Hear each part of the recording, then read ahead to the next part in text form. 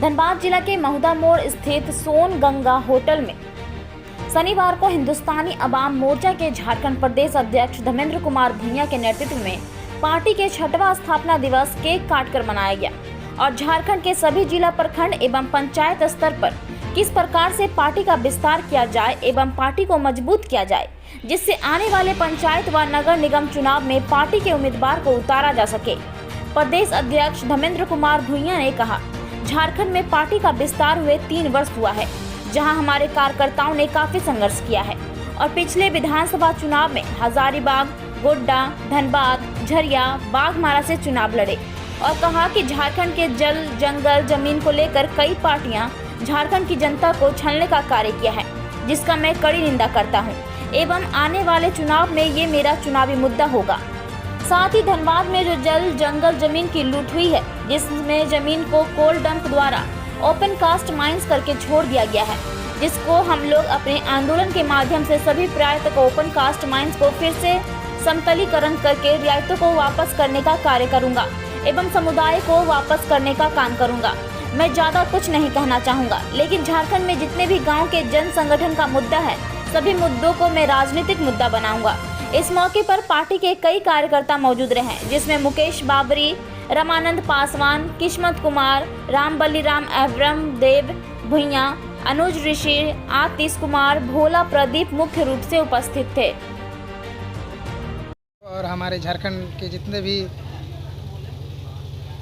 साथी है और झारखंड वासियों को मेरे तरफ से जोहार धन्यवाद देना चाहूँगा। आज हमारे हिंदुस्तानी अवाम मोर्चा के 6वें स्थापना दिवस पे तमाम देशवासी और झारखंड वासियों को शुभकामनाएं देना चाहूँगा और आने वाले समय में हम बड़ा ही भव्य तरीके से अपने देशवासियों को और झारखंड वासियों को विशेष करके उपहार देने का काम करेंगे और झारखंड में हो रहे जो असुविधाएं हैं उनके खिलाफ लड़ने का काम करेंगे। समाज को और झारखंड वासियों को हक अधिकार दिलाने का काम करेंगे। 3 साल बीत चुके हैं आपके झारखंड पार्टी का, कहीं ना कहीं अगर देखा जाए तो सक्रिय नहीं है। हाँ, सक्रिय हिंदुस्तानी अवाम मोर्चा सक्रिय है। एक्चुअली क्या है कि पार्टी अभी बहुत बड़ी नहीं हुई है। पार्टी हमारा हिंदुस्तानी अवाम मोर्चा जो पार्टी है, हम पार्टी उनका अभी 6 साल का ही हुआ है। 6 साल का हुआ है और 6 साल इतना कम समय में बहुत ही कारगर साबित हुआ है। 6 साल कम समय में झारखंड चुनाव, बिहार चुनाव, आपका बंगाल चुनाव, दिल्ली चुनाव में पार्टिसिपेट किया, ये हमारे लिए बहुत ही उपलब्ध यहाँ की बात है।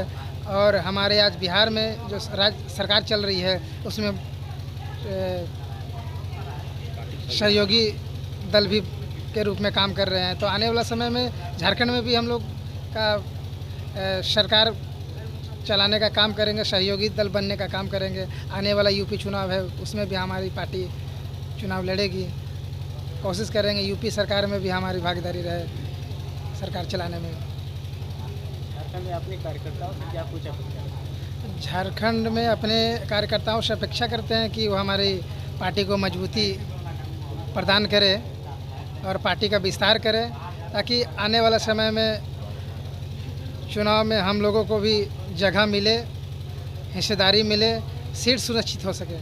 और एक बात है कि आप लोग का पार्टी हिंदुस्तान अवाम मोर्चा, आप जानते हैं कि झारखंड में आपका जो समस्या है जी, विशेष करके जल जंगल जमीन का, और जो धनबाद का है सबसे प्रमुख समस्या है धनबाद में ओपन कास्ट माइंस का, जो ओपन कास्ट माइंस को कंपनी या सरकार खुले छोड़ती है। तो क्या हम ये जानना चाह रहे हैं कि क्या ये मुद्दा आप अपना राजनीतिक मुद्दा में लाएंगे? जी ज़रूर। जैसा कि वर्तमान में देखा जा रहा है, धनबाद में जो समतल ज़मीनें थी, कोयला निकाल कर कंपनियां उसको पहाड़ बनाने का काम कर दिया है, जो कि प्रधान में है कि वो फिर से समतल ज़मीन को अपना काम करके फिर से वो समतल बना करके फिर आपका जिससे ग्रामीण से रैयत से जो लिया गया उनको फिर पुनः उनको व्यवस्था फिर से बना करके उसको वापस कर दिया जाए। लेकिन ऐसा नहीं देखा जा रहा है धनबाद ज़िला में। आज धनबाद ज़िला में कंपनी होने के बावजूद भी धनबाद ज़िले का जो स्थानीय लोग हैं, जो गरीब गुरुआ लोग हैं, उन लोग को बेरोजगारी का सामना करना पड़ रहा है, भूख का हालात बना हुआ है, भूखे मर रहे हैं। इसका अनदेखा कर रहा है कंपनी, जिसका भी हम लोग हमारी पार्टी जो है उनका भी विरोध करेंगे और जल्द ही उनका ये जो अनदेखा किया जा रहा है उसके ऊपर में हम लोग कार्यकर्ताओं के साथ में विरोध करने का काम करेंगे, प्रदर्शन करने का काम करेंगे। अभी झारखंड में जो देखा जा रहा है, विशेष करके 24 जिला में अधिकांश जगह पे जल जंगल जमीन को लेकर गांव के और मूल निवासी यहाँ के लोग लड़ रहे हैं। इस पर आप लोग क्या कहना चाहेंगे?